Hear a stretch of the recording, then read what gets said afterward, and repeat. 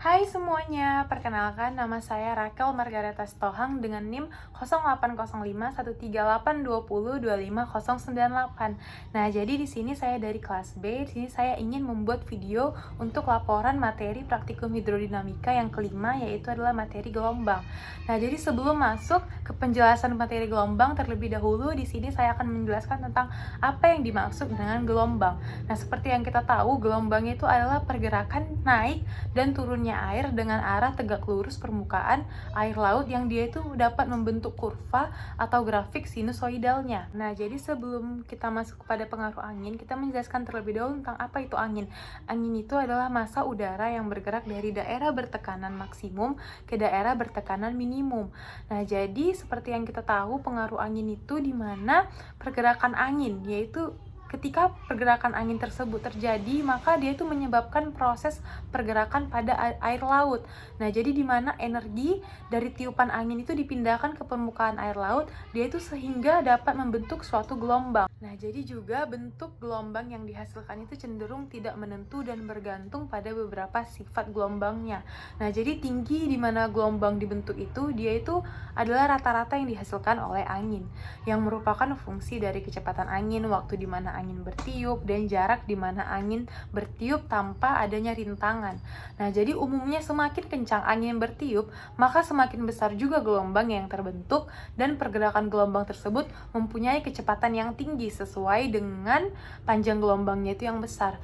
Nah, jadi gelombang yang terbentuk dengan cara ini itu biasanya mempunyai puncak yang kurang curam, dan jika dibandingkan dengan tipe gelombang yang dibangkitkan dengan angin, dia itu biasanya itu akan berhadapan lebih kecil atau lemah. Tapi juga kecepatan angin itu juga dapat menimbulkan tegangan pada permukaan laut, sehingga permukaan air yang semula tenang itu akan terganggu dan timbul riak gelombang kecil di atas permukaan air laut. Nah, jadi sudah pasti bahwa gelombang itu sangat berpengaruh ya terhadap angin. Nah, jadi apabila kecepatan angin itu bertambah, maka riak-riak gelombang tersebut akan semakin besar, dan angin juga akan berhembus terus, yang akan membuat terbentuknya gelombang. Nah, jadi selanjutnya saya akan masuk ke gelombang airi. Nah, gelombang airi ini atau yang biasa disebut dengan amplitudo kecil, dia itu dimana memiliki asumsi tinggi gelombang yang sangat kecil. Nah, jadi jika dibandingkan terhadap panjang gelombang atau kedalaman lautnya, periode gelombang air ini dapat diasumsikan sebagai variabel konstan yang tidak berubah terhadap waktunya. Nah, jadi pada gelombang air ini terdapat beberapa notasi yang sering digunakan, yaitu yang pertama itu jarak antara muka air rata dan dasar laut kedalaman laut, yaitu juga terdapat nilai fluktuasinya muka air terhadap muka air diam, atau juga terdapat amplitudo gelombangnya, terdapat juga tinggi gelombang, panjang gelombang, jarak antara dua puncak gelombang, periode gelombangnya yaitu interval waktu, ya ada juga kecepatan lambat gelombangnya, angka gelombangnya, dan yang lain-lainnya. Nah, jadi pada teori gelombang air ini, dia itu diturunkan juga ya berdasarkan persamaan Laplace untuk aliran tak rotasi. Nah, jadi pada persamaannya terdapat beberapa anggapan yang digunakan gitu untuk menurunkan persamaan gelombangnya. Seperti yang pertama itu zat cair adalah homogen dan tidak termampatkan, sehingga rapat massanya itu adalah konstan. Nah, selanjutnya yang kedua itu ada yang mengatakan bahwa tegangan permukaan diabaikan. Nah, selanjutnya ada gaya Coriolis. Selanjutnya ada juga tekanan pada permukaan air adalah seragam dan konstan, dan teori-teori yang lainnya. Selanjutnya kita akan masuk kepada dampak positif dan dampak negatif gelombang air laut. Nah, jadi yang pertama itu ada dampak positifnya, di mana dampak positifnya itu gelombang ini dapat menjaga kestabilan suhu dan iklim pada dunia, yaitu dia itu melalui permukaan ombaknya yang terdapat terjadi pertukaran gas, di mana dia itu bisa menjaga kestabilan suhu. Nah, selanjutnya yang kedua itu dia itu dapat meningkatkan kemampuan adaptasi dan keanekaragaman pada makhluk hidup. Nah, yang ketiga itu dia itu dapat membantu terbentuknya pantai, dan dia itu bisa menjaga kualitas pantai. Nah, selanjutnya yang keempat itu dia itu menambah luasan permukaan laut dalam menjaga dan menangkap oksigen di udara. Nah, walaupun seperti itu, dia tuh memiliki beberapa dampak negatif, yaitu yang pertama, dia tuh dapat merusak keanekaragaman hayati laut yang ada di dalam lautan. Nah, jika seandainya gelombang terlalu kencang, dia akan membuat para aneka ragam hayati di laut itu mungkin akan rusak karena gelombangnya yang sangat kencang. Nah, selanjutnya itu juga dia itu dapat mengakibatkan terjadinya perkikisan pantai, dan dia itu juga bisa membuat naiknya air laut dan terjadinya abrasi pantai dan lebar pantai yang mengalami penyusutan juga, yang membuat lahan yang digunakan penduduk itu menjadi menyempit karena kerasnya gelombang ke arah permukiman. Dia itu bisa membuat pemukiman itu menjadi menyempit. Nah, dan juga bisa mengakibatkan pemukiman penduduk dan daerah sekitar pantai itu bisa rusak karena sering terkena abrasi dari gelombang tersebut. Nah, selanjutnya juga efek negatifnya itu pada rusaknya hutan di sepanjang pantai karena gempuran ombak yang juga didorong oleh angin yang kencang. Nah, jadi yang terakhir itu dampaknya itu menghilangnya habitat ikan, habitat di dalam laut itu akibat terkikisnya hutan bakau. Nah, jadi seperti yang kita tahu, lebih banyak dampak negatifnya daripada dampak positif yang diakibatkan oleh gelombang laut tersebut. Jadi selanjutnya kita akan masuk ke bagian gelombang pecah. Nah, jadi seperti yang kita tahu, gelombang pecah itu terdapat 4 jenis. Nah, yang pertama itu ada spilling, ada plunging, ada surging, dan terakhir yang ada collapsing. Nah, jadi kita akan masuk ke bagian yang pertama, yaitu ada spilling. Nah, jadi gelombang spilling itu adalah gelombang tipe pecah yang dimana gelombangnya ini akan terjadi secara meluruh kepada bagian pantai, dan lama-kelamaan gelombang tipe ini tuh akan membentuk buih di bibir pantai.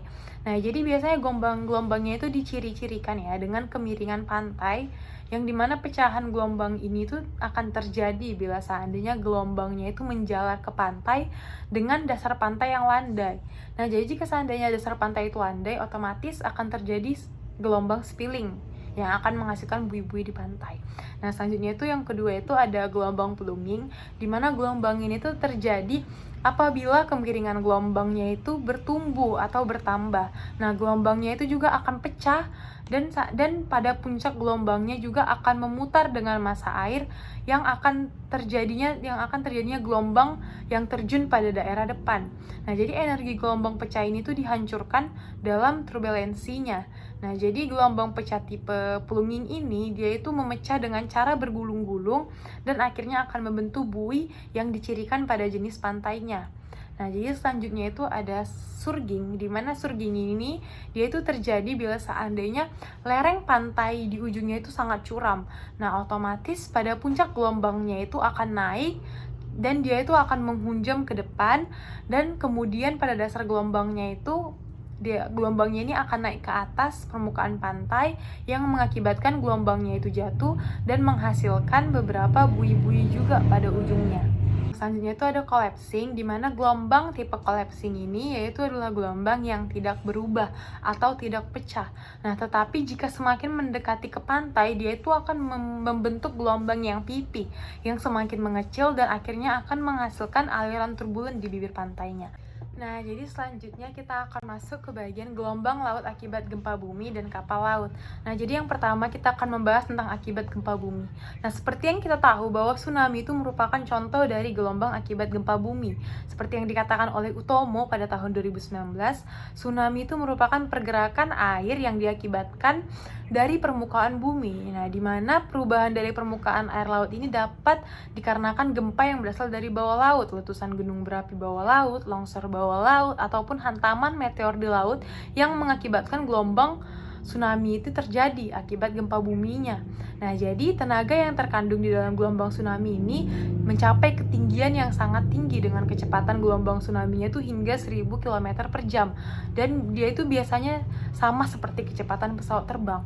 Nah, jadi gelombang laut akibat tsunami yang dikarenakan gempa bumi ini tidak terjadi selalu gitu kan, tidak terjadi selalu saat. Nah, dia itu terjadi mengikuti arus gelombang lainnya. Nah, jadi selanjutnya itu gelombang akibat kapal laut itu di mana jika seandainya kapal yang berada di atas permukaan laut, dia itu memperoleh gaya eksternal, yang dimana gaya eksternal ini dapat menyebabkan kapalnya itu bergerak atau yang disebut dengan ship moving, dimana gerakan kapal ini tuh disebabkan dengan adanya faktor dari luar, terutama pada gelombang. Nah, jadi juga dalam memperoleh perlakuan gelombang ini, dia itu memiliki dua jenis gerakannya, itu dimana ada gerakan rotasi dan ada gerakan linear. Nah, pada gerakan rotasi pada kapal ini, dia itu gerakan yang dia dia itu merupakan gerak putaran pada area kapal tersebut. Nah, gerakan linear dia itu dimana geraknya ini merupakan gerak lurus beraturan sesuai dengan sumbunya. Nah, jadi selanjutnya kita akan masuk ke materi gelombang konstruktif dan gelombang destruktif. Nah, jadi seperti yang kita ketahui, gelombang konstruktif itu adalah gelombang laut yang bersifat membangun atau membentuk pantai. Nah, jadi karakteristik pada gelombang ini dia itu memiliki panjang gelombang yang besar, tinggi gelombang yang rendah, dan pada gelombang yang rendah ini dia itu memiliki kurang dari 1 meter. Nah, dan dia itu juga memiliki frekuensi yang rendah. Nah, biasanya juga gelombang konstruktif ini memiliki energi yang lebih besar ketika swashnya itu atau hempasan air menuju pantainya itu dia itu memiliki energinya itu yang lebih besar gitu ketika hempasannya terjadi dibandingkan dengan backwashnya, di mana aliran air lautnya itu kembali ke laut. Nah, jadi bisa kita katakan bahwa konstruktif ini dia itu memiliki energi yang besar ketika hempasan air menuju pantainya itu dibandingkan dengan energi di saat aliran airnya itu kembali. Nah, selanjutnya kita akan masuk ke gelombang destruktif, di mana gelombang destruktif ini kebalikan dari gelombang konstruktif. Gelombang destruktif ini adalah gelombang laut yang merusak struktur pantai, di mana gelombang ini biasanya sangat tinggi, lebih dari 1 meter. Nah, panjang gelombang yang pendek dan frekuensinya itu hanya sering mencapai 10 sampai 14 gelombang per menit. Nah, jadi frekuensi yang tinggi pada gelombang destruktif ini menyebabkan semakin sering gelombang sampai ke pantai dan aliran airnya itu kembali ke laut itu semakin banyak. Nah, otomatis aliran tersebut akhirnya menghambat laju aliran air menuju pantai. Nah, oleh karena itu, mengapa saya mengatakan bahwa ini berbeda dengan gelombang konstruktif? Karena swash gelombang destruktif ini lebih lemah dibandingkan dengan backwashnya. Nah, kebalikan dengan konstruktif tadi bahwa backwashnya itu energinya itu lebih tinggi daripada backwashnya. Nah, jadi hal inilah yang menyebabkan sedimen yang berada di pantai itu lebih banyak terbawa oleh aliran air dan menuju ke laut. Nah, jadi sedimennya itu terus-menerus terbawa ke air laut, maka pantainya itu akan tergerus gitu dan dapat membahayakan bagi masyarakat pesisir. Nah, oleh karena itulah makanya dikatakan gelombang destruktif ini adalah gelombang laut yang merusak pantai. Nah, jadi sekian tentang materi pada praktikum hidrodinamika ini yang berjudul gelombang. Mohon maaf jika ada kesalahan kata. Terima kasih.